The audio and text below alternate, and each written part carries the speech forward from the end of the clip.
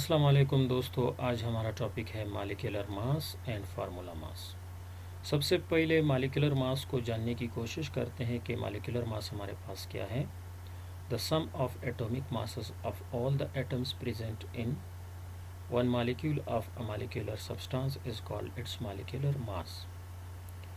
यानी अगर हमारे पास एक मॉलिक्यूलर सब्सटेंस है या एक मॉलिक्यूल है, उस मॉलिक्यूल में जितने भी एटम्स मौजूद हैं उन तमाम एटम्स की एटॉमिक मास को जमा करके हमारे पास जो सम निकलता है उससे molecular mass of that substance कहलाया जाता है। For example, molecular mass of chlorine जो है वो 71 है। Molecular mass of water molecule का जो है वो 18 AMU है। Molecular mass of carbon dioxide का जो मॉलिक्यूल का जो है वो 44 AMU है। अब हम समझने की कोशिश करते हैं। मैं यहाँ पे वाटर लेता हूँ H2O, ये एक मॉलिक्यूल है वाटर का, ठीक है। ये क्या है? वाटर का मॉलिक्यूल है। अब इसको कैलकुलेट करने की कोशिश करते हैं कि इसका मॉलिक्यूलर मास कैसे कैलकुलेट करते हैं। AMU, ठीक है, ये MU। अब इसमें हम देखते हैं हाइड्रोजन की कितने एटम्स है? 2 हैं, ठीक है। हाइड्रोजन के कितने एटम्स है? 2 हैं, ठीक है। और ब्रैकेट स्टार्ट करते हैं। एक हाइड्रोजन का एटॉमिक मास क्या है? 1 है।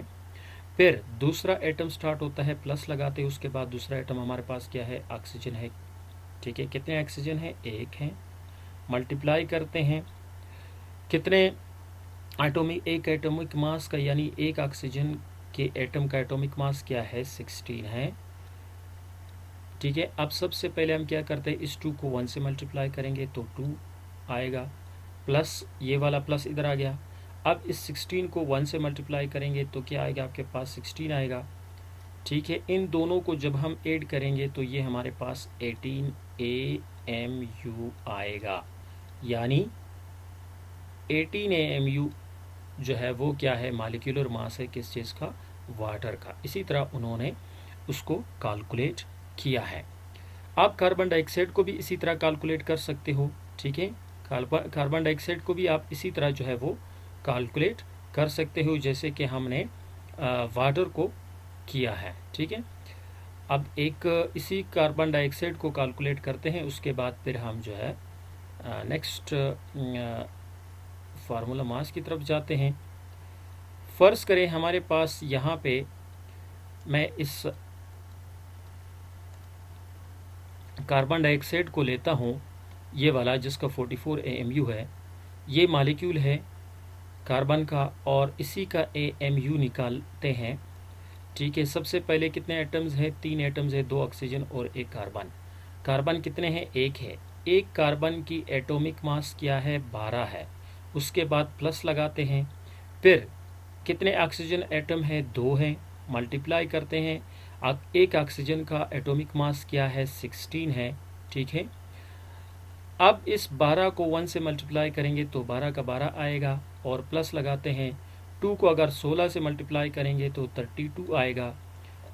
12 और 32 को अगर हम ऐड करेंगे तो 44 AMU आएगा। तो ये 44 जो है ये क्या है?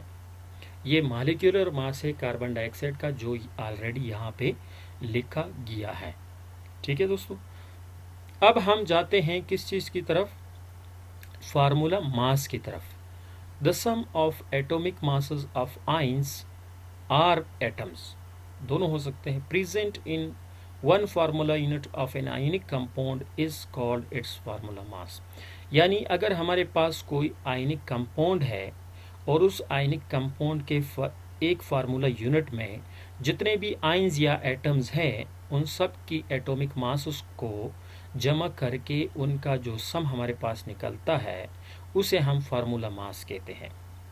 अब आयनिक कंपाउंड जितने भी हमारे पास हैं उनका फार्मूला यूनिट होता है, मॉलिक्यूलर फार्मूला नहीं होता है। उनका जो फार्मूला है उसको हम फार्मूला यूनिट के नाम से पुकारते हैं। For example, formula mass of sodium chloride हमारे पास है 58.5 AMU। Formula mass of calcium carbonate हमारे पास है 100 AMU। अब इसको कैसे कैलकुलेट करता है? इसी तरह सबसे पहला एग्जांपल हम सोडियम क्लोराइड का लेते हैं। ये सोडियम क्लोराइड हमारे पास क्या है, ये फार्मूला यूनिट है। ठीक है, ये हमारे पास फार्मूला यूनिट है, टेबल साल्ट का फार्मूला यूनिट है। ठीक है, अब इसको अगर हम कैलकुलेट करेंगे तो कैसे कैलकुलेट करते, एफ फार्मूला फार्मूला मास।